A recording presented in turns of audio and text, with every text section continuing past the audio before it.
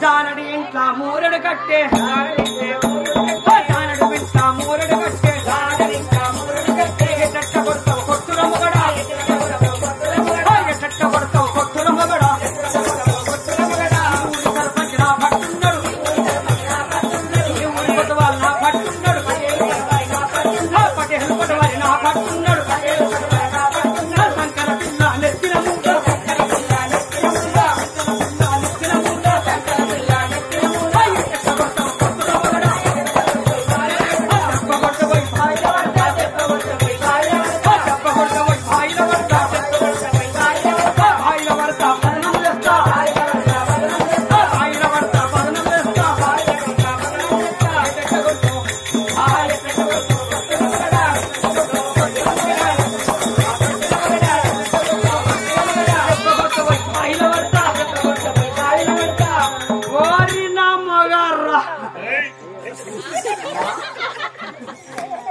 చేసుకున్నా కదా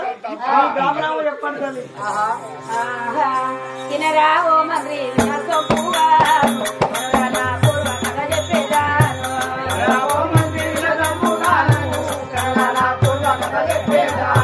గోపిగా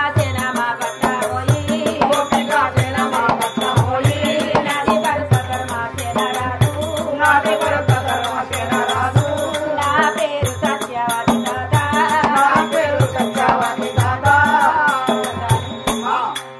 గోపికాసేన పట్నం ఏలేటి రాజాతి రాజులము నా భర్త ధర్మసేన మహారాజు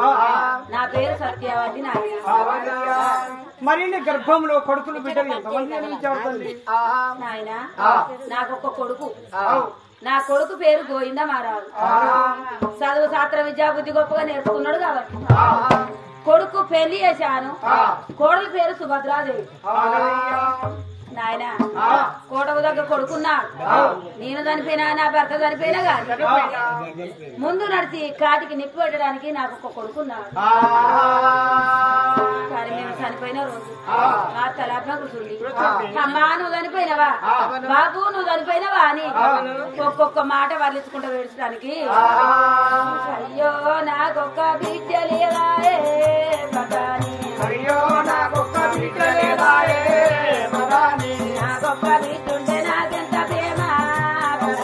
నాకొక్క బిడ్డుంటే నాకెంత ప్రేమ నేను వచ్చిన రోజు నా బిడ్డ వచ్చు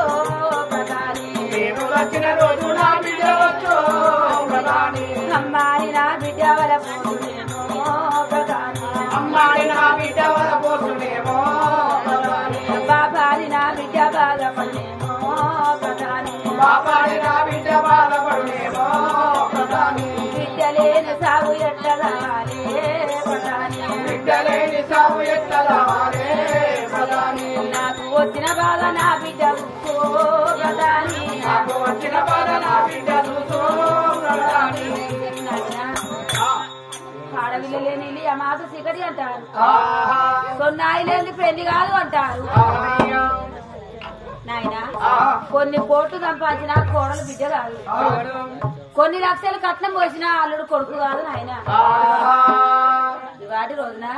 నా భర్తతోని సెలవు తీసుకొని ఏ గుడికన్నా వెళ్ళిపోయి వరం బట్టి నేను ఆడపిల్ల సంతానం తెచ్చుకుంటాను